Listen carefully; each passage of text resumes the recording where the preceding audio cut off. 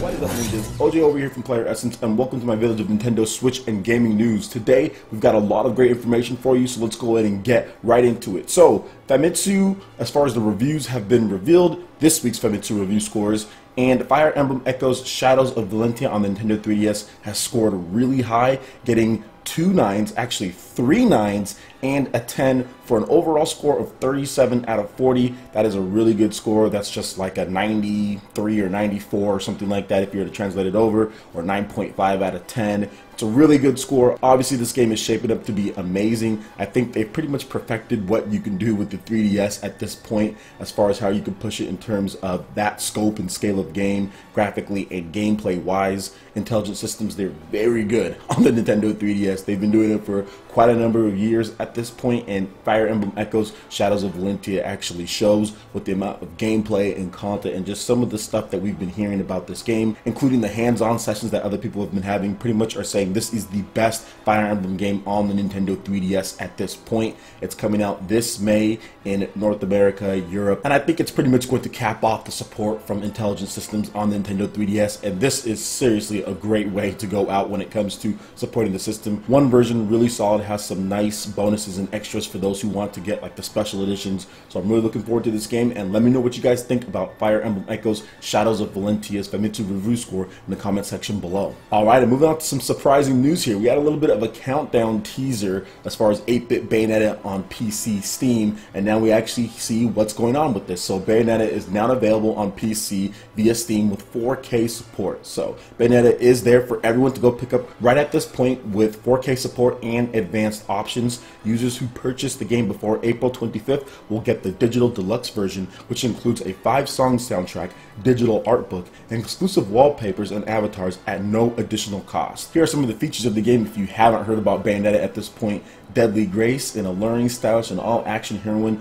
unlike anyone else on the gaming landscape. Bayonetta is ready to push your senses to the limit. Climax action, over-the-top action in extreme environments, resulting in continuous high levels of tension and excitement. Bayonetta pushes the genre into new realms of intensity. Extravagant combat. Bayonetta wields an impressive arsenal of weapons through an intuitive and fluid combat system, unleashing deadly combos and special attacks with devastating results. Supernatural powers. Unleash gruesome torture attacks such as the Iron Maiden, guillotine, and more to finish off enemies and send them to hell. Full Steam support, Steam achievements, Steam Cloud Save, trading cards, leaderboards, and big picture mode. Enhanced PC graphics options, unlock resolutions up to 4K, anti-aliasing, enteroscopic filtering, SSAO lighting, scalable texture and shadow quality, and more. English and Japanese voiceovers, freely switch languages and subtitles at any time. This is actually the best version of Bayonetta. I can say that right now at this point. It is the best version of Bayonetta.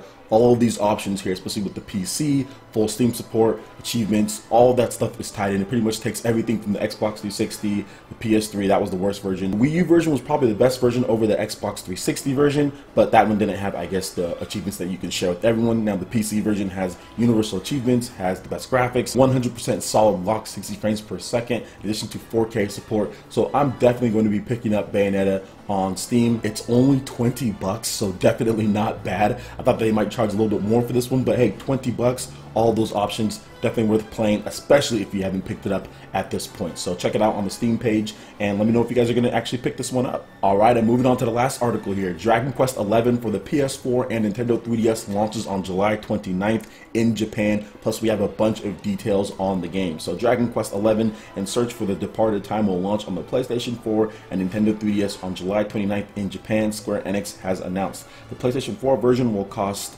8,980 yen, and the 3DS version will cost 5,980 yen. As for the Nintendo Switch version of Dragon Quest XI, the Wall Street Journal's Takahashi Mochizuki asked Square Enix Public Relations, who said support is planned, but there is nothing to announce today. We cannot say whether the release date is the same or different than the PlayStation 4 and Nintendo 3DS versions. There is also a Dragon Quest XI Double Pack Heroes Sword Box, which includes both the PlayStation 4 and Nintendo 3DS versions cased, and a special packaging will be sold exclusively at the Square Enix e-store and Lawson HMV stores for 14,960 yen. Those look amazing. There's also going to be hardware bundles for the PS4 and Nintendo 3DS with this game, and there's also some Square Enix hands-on events. Square Enix also confirmed that Dragon Quest XI story will take around 50 hours to clear, and with side elements included, the game should last more than 100 hours. Additionally, the previously teased Spell of Restoration will be usable in Dragon Quest XI. You can create a Spell of Restoration that matches up with your progress, but it doesn't reproduce everything. The general state of your progress is reproduced,